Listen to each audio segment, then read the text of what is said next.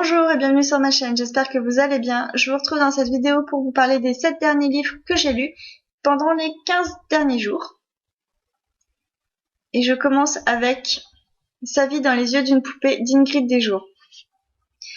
C'est un livre que j'ai lu en lecture commune et je suis vraiment très contente de l'avoir découvert puisque je n'avais encore jamais rien lu de cet auteur et j'ai adoré. Donc je pense que je lirai déjà d'autres livres de cet auteur.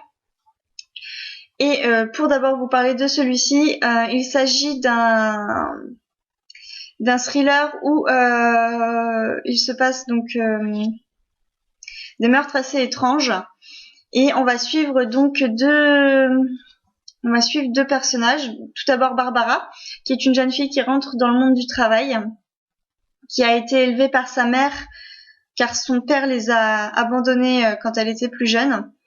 On va vite comprendre qu'il s'est passé quelque chose dans sa jeunesse avant que son père disparaisse. Et du coup, elle a vécu enfermée chez elle. Elle ne connaît pas du tout le monde extérieur, que ce soit le travail, les amis, les hommes. Et grâce à ses études d'esthéticienne qui va leur permettre de vivre avec un salaire en plus chez sa mère, elle va donc découvrir toute cette vie-là. Mais en même temps, avec tout ce qui s'est passé avant et dont elle est aujourd'hui victime, si je peux dire victime, du moins elle a quelques soucis à s'adapter. Et on va découvrir tout ce qui va se passer en même temps, dans sa vie, tout ce qu'elle va devoir, tout ce qu'elle va faire grâce à son métier, ou du moins grâce à son métier, découvrir autre chose de la vie, dont les hommes, et faire donc va travailler grâce à son corps. Et on va donc découvrir aussi à côté de ça une enquête policière dirigée par comment il s'appelle, par Marc, qui est à la recherche donc du tueur à la moustache. Et on va se rendre compte que ils vont devoir se croiser pour pouvoir trouver qui est la victime, qui est le coupable. Et donc dans cette enquête, plein de choses font que c'est juste génial. Donc tout d'abord déjà le style de l'auteur qui donne vraiment envie à chaque chapitre de continuer, de tourner les pages pour qu'on puisse avancer dans l'enquête. Et les personnages qui sont vraiment moi Barbara m'a fait, par rapport à ce qui se passe dedans, je peux pas vraiment dire, parce qu'en fin de compte, plus je vais en dire, c'est comme avec tous les livres, plus je vais en dire et plus j'ai pas envie de vous révéler en fait tout ce qui va se passer, mais le chemin de Barbara et de Marc vont se croiser, et ensemble ils vont découvrir qui est le coupable, le tueur, bref, on va donc arriver à la fin et ça n'a pas été une grosse surprise pour ma part, mais en même temps des petits éléments font que j'étais vraiment très très contente de cette lecture et je compte bien en lire d'autres de cet auteur parce que ce premier roman-ci que j'ai lu d'elle m'a convaincue. Ensuite, j'ai lu un roman que j'adore en tout cas. J'ai repris la série de l'Assassin Royal avec le tome 7 de Robin Hobb, donc le prophète blanc. J'ai fini de lire il y a pas si longtemps que ça Les Aventuriers de la Mer. C'est une série qui se passe entre le premier cycle de l'Assassin Royal et celui-ci. Et donc je suis vraiment très très très très très contente de pouvoir reprendre cette série. Et la lecture de ce premier tome, elle est juste, ça a été un vrai régal. C'est le livre chouchou, le livre doudou qui fait que on s'en passe pas. Et c'était presque trop court. Donc on retrouve les personnages que l'on a quittés dans le premier cycle au tome 6. Donc il y a Fitz et Œil de Nuit qui vivent isolés pas très loin d'une forêt, à l'écart de la vie politique de Castelcer. Et il a été ses 15 ans. je sais même plus. Oui, c'est ça. Il a été 15 ans à vivre comme ça en tant qu'isolé avec Œil de Nuit, son loup. Et on le retrouve et en même temps on retrouve tous les autres personnages qui du coup vont avoir besoin de lui, donc qui viennent le voir dans sa maison, qui vont lui raconter tout ce qui s'est passé, tout ce qu'il a loupé de la vie au château, et en même temps lui va raconter tout ce qu'il a vécu pendant ces 15 années, donc à ses amis. Et donc ce tome il est vraiment juste génial parce que du coup on retrouve les personnages. C'est un tome en même temps de mise en place et de mise en place par rapport à tout ce qui s'est passé avant. Donc pendant ces 15 années de battement entre la fin du tome 6 et le début de celui-ci. Et en même temps, ça met en place la nouvelle intrigue qui va tourner, enfin qui a l'air en tout cas de pas mal tourner autour des dons du vif que Fitz a avec Œil de Nuit. Donc j'ai vraiment hâte de lire la suite, puisque évidemment on va se douter que si les amis de Fitz, donc Umbre, le Fou, Astérique et Triken, viennent le voir dans cette maison-ci, c'est qu'à un moment donné, il faut que Fitz il aille les aider au château. Et donc j'ai vraiment hâte de pouvoir lire la suite et retrouver cet univers-ci qui est vraiment juste génial. Moi je vous conseille la série parce que cet univers, mais c'est merveilleux. C'est juste merveilleux. Ensuite, j'ai fait une lecture commune avec Les Loups de Riverdance, le tome 2, Léo de H.V. Gavriel. Donc on avait lu ensemble le tome 1. Je vous avoue que le tome 1 j'étais assez mitigée sur le tome 1 qui m'avait paru c'est compliqué à expliquer.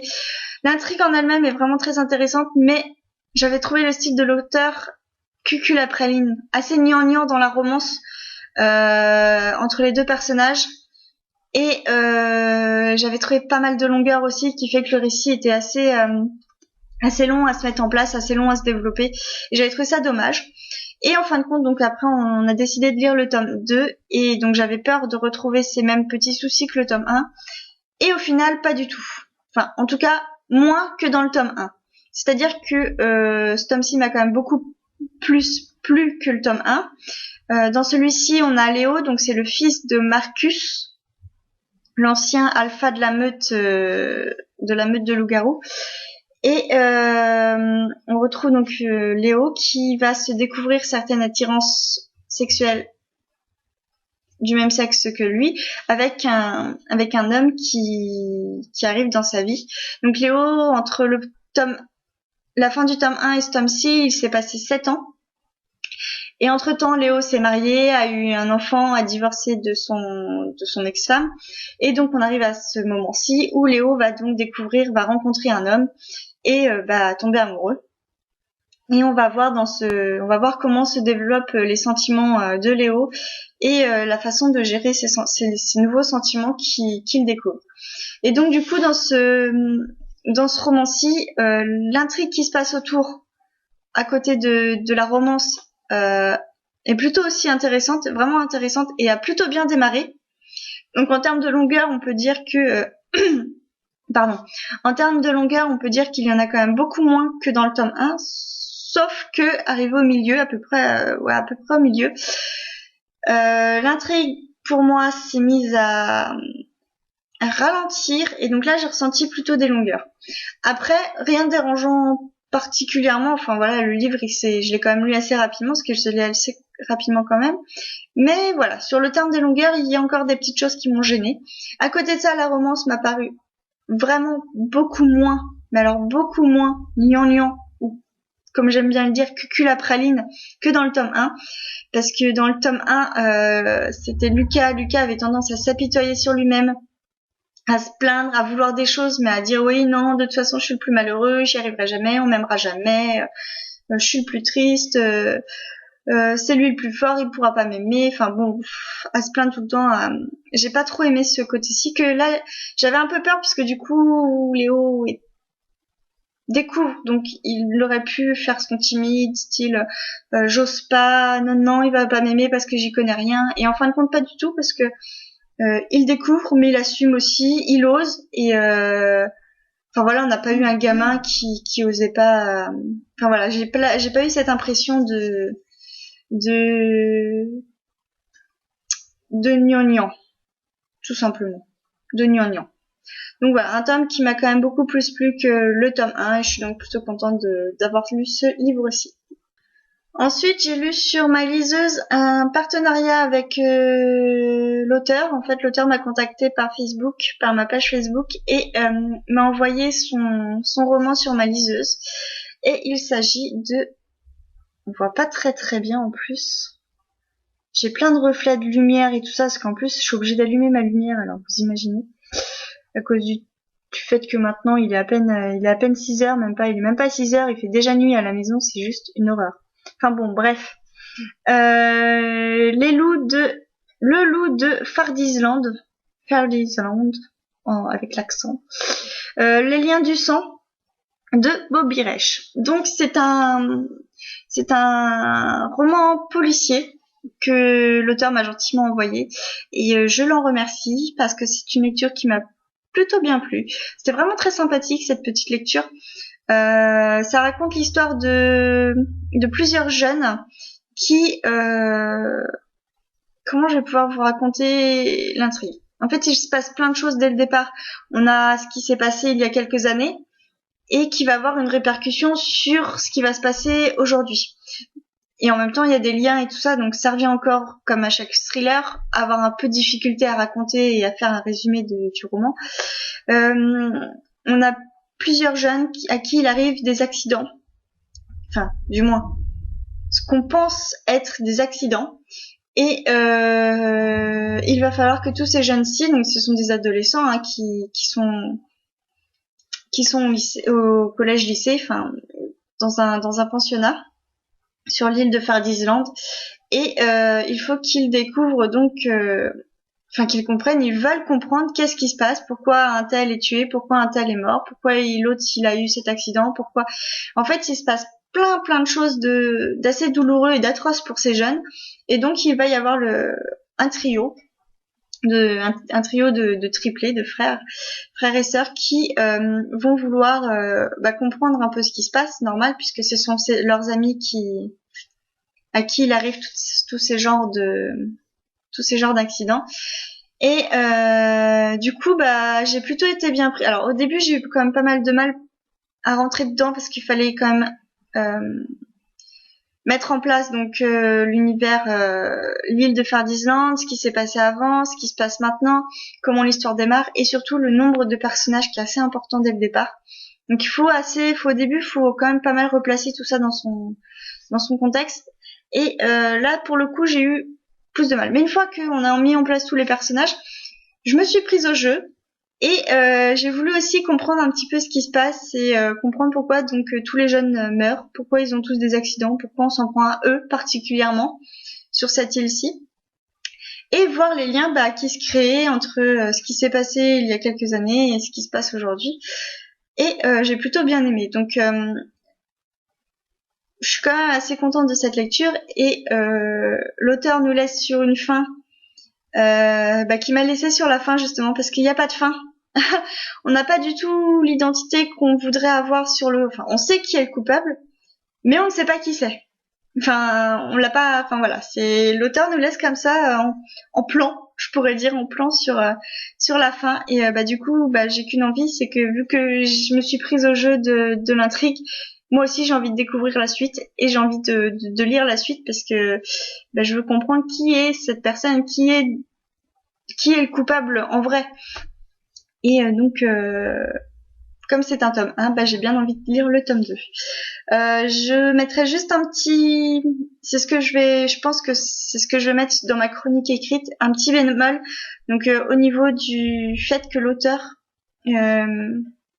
répète sans arrêt à quand par exemple un tel apprend quelque chose au niveau de l'intrigue et qu'il va le répéter à ses amis, en fait l'auteur répète toute l'intrigue à un tel s'il n'était pas au courant de tel ou tel élément de l'enquête, ou du moins de l'avancée de leur enquête.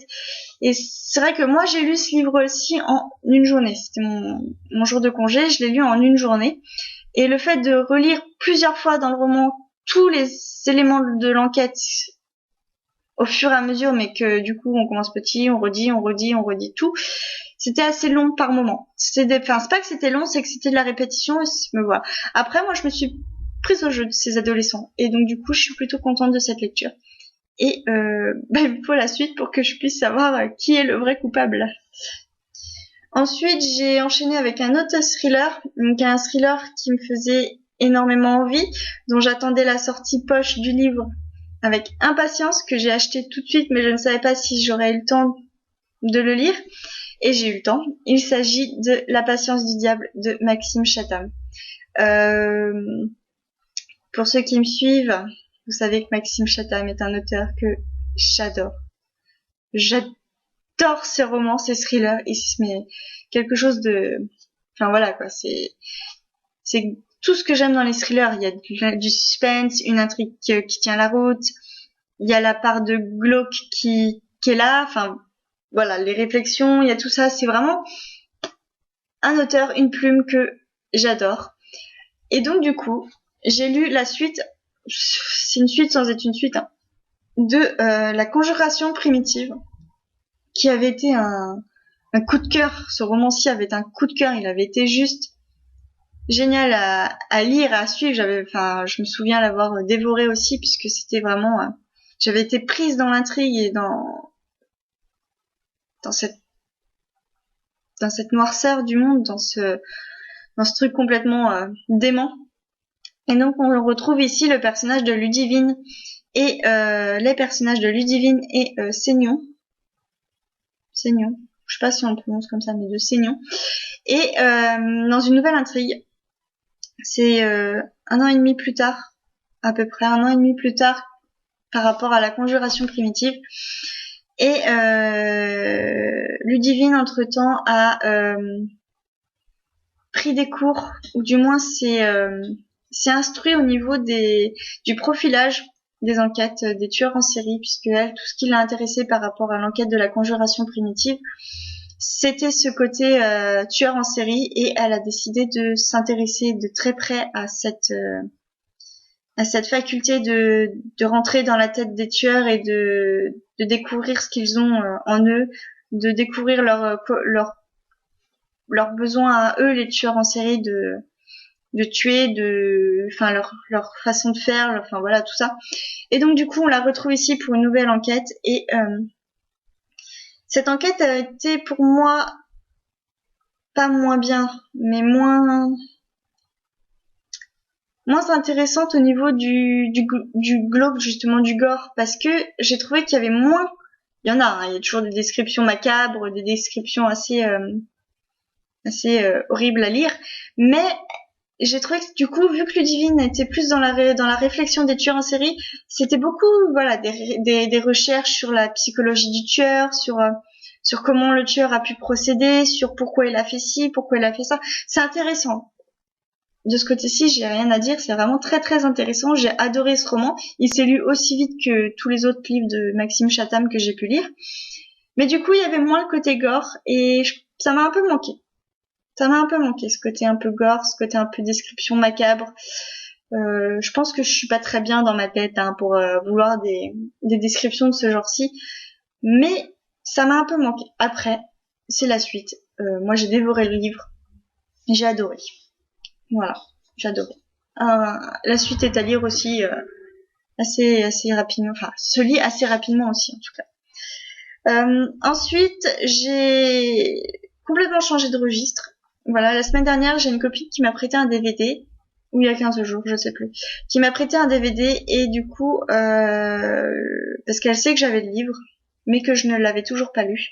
Et elle m'a dit, bah tiens, je te prête le DVD, quand tu auras lu le livre, tu pourras regarder le film, voir lequel tu préfères. Donc, moi, je dis pas tout de suite. Il s'agit de Je vais bien, ne t'en fais pas. Donc c'est un tout petit roman de 150 pages, hein, il est très très rapide à lire, parce que les chapitres sont en plus hyper courts. Mais ça ne l'a pas fait. Ça ne l'a absolument pas fait. J'ai pas du tout accroché au style de l'auteur, qui est Olivier Adam. voilà. L'histoire, donc, c'est comment ça s'appelle? J'ai déjà oublié. Claire. Claire qui habite à Paris depuis 2 ans. Et son frère est parti il y a 2 ans de chez ses parents. Elle était en vacances. Son frère a décidé de partir. Et cette disparition de son frère, en fait, le fait qu'il soit parti, qu'il ait décidé de déménager et de quitter sa vie chez ses parents, etc., de ne donner aucune nouvelle, ça l'a complètement détruite. Et donc on la retrouve 2 ans plus tard, où elle tente de faire sa vie à Paris, dans l'espoir peut-être un jour de revoir son frère. Et ça aurait pu être intéressant. Mais le style de l'auteur ne m'a vraiment pas plu du tout. J'ai pas du tout accroché à l'écriture. J'ai ressenti une espèce de distance entre la narration, donc entre Claire qui raconte ce qui se passe, et les sentiments. Enfin, j'ai trouvé ça hyper froid et j'ai vraiment pas du tout adhéré à l'écriture. Et c'est dommage parce qu'en fin de compte, ça aurait pu être très sympa, surtout vu la fin, mais moi, ça l'a pas fait du tout. Et je ne pense pas faire de chronique sur mon blog parce que j'ai pas grand chose à en dire. Et je pense pas que c'est un roman dont je vais me souvenir très longtemps. Donc il me reste le film à voir. On m'a dit que le film était beaucoup mieux, donc je vais voir. Je vais essayer de le regarder dans la semaine, on verra bien. Et j'en reparlerai peut-être. Je verrai. Mais pour l'instant, moi, ce livre aussi m'a absolument pas convaincue. Et enfin, ma dernière lecture, je vous en parle maintenant parce que de toute façon, elle sera terminée soit ce soir, soit demain. Et je sais déjà ce que j'en pense puisqu'il s'agit d'une relecture. Il s'agit de Orgueil et préjugés de Jane Austen. Donc c'est une relecture pour la lecture commune qu'organise Elodie du blog Petit Bonheur et Grande Lecture. Et on est plusieurs à le lire ou à le relire. Et enfin voilà, Orgueil et préjugés, c'est pour moi qui lis très très très peu de romances, enfin de romances pures en tout cas, de romances que romances. Ça c'est une romance, donc c'est un roman déjà c'est un roman classique du 19e siècle et c'est une romance mais que j'adore avec un grand cœur comme ça. C'est I Love Darcy, c'est enfin voilà, j'ai rien de plus à en dire sur ce bouquin à part que j'adore trop, enfin, j'adore énormément ce livre. J'adore les personnages, j'adore l'histoire, j'adore Darcy, j'adore Elisabeth, j'adore leur répartie, j'adore leur réplique, tout ce qui se passe dans ce roman. Tout. Et est-ce que ça vaut la peine que je vous en fasse un résumé ou pas? Je sais pas. Mais pour ceux qui aiment les romances, même pour ceux qui ne les aiment pas, lisez Orgueil et préjugés de Jane Austen. Voilà, donc c'est tout pour le bilan lecture. Je vais faire vite fait un petit book haul. J'ai envie de vous parler des livres que j'ai achetés ce mois-ci. Donc il y en a pas énormément. Donc il y avait Maxime Chatham, La patience du diable, Les loups de Riverdance de H.V. Gabriel que j'ai acheté 9. Oui, ceux-là ils ont été achetés 9. Il y a eu ma réception, autant que je vous en parle maintenant. La réception de ma box le haut de la pile. Donc je vous montre un petit peu tout ce que j'ai reçu dans cette box-ci. Donc tout d'abord déjà la carte, le haut de la pile. Je trouve ça trop mignon avec un petit mot derrière personnalisé. Hop, je sais pas si on va bien voir, mais hop, voilà. Voilà. J'ai reçu des petites gourmandises. Alors j'ai gardé les papiers pour vous montrer justement, mais j'ai déjà mangé, hein. Il m'a plu. C'est des petits chocolats. Des petits chocolats comme ça. Voilà. Donc ils sont vides, hein. On peut regarder, il n'y a plus de chocolat, ils ont été mangés. Un autre que j'ai pas mangé, il y avait un petit carambar. Un marque-page donc qui vient de Plumetis Joli. C'est une petite citation sur le marque-page. Cueillez dès aujourd'hui les roses de la vie. Voilà. Il est tout mignon. Derrière, il a des petits pois. On voit pas, mais c'est pas grave. Il y avait aussi un carnet. On l'a vu pas mal passer aussi sur les blogs. J'avais des tout simples à l'intérieur, c'est juste des lignes comme ça. Moi j'aime bien ce genre de carnet. Avec juste des lignes, ça j'adore. Et enfin, le plus important dans une box livre, c'est le livre. Donc j'avais demandé un livre qui me fasse un peu voyager, changer d'univers, de m'évader et tout ça. Et donc j'ai choisi. Enfin, ils m'ont choisi pour moi, c'est pas moi qui l'ai choisi, c'est le libraire qui l'a choisi. Chien du Home de Justine Niogri. Donc c'est un roman fantasy. Je ne connais pas du tout ni l'auteur, ni son style, ni quoi que ce soit. Il n'est pas si gros que ça en fin de compte. Il fait 200 pages. Il fait 200 pages, donc je pense qu'il sera assez rapide à lire.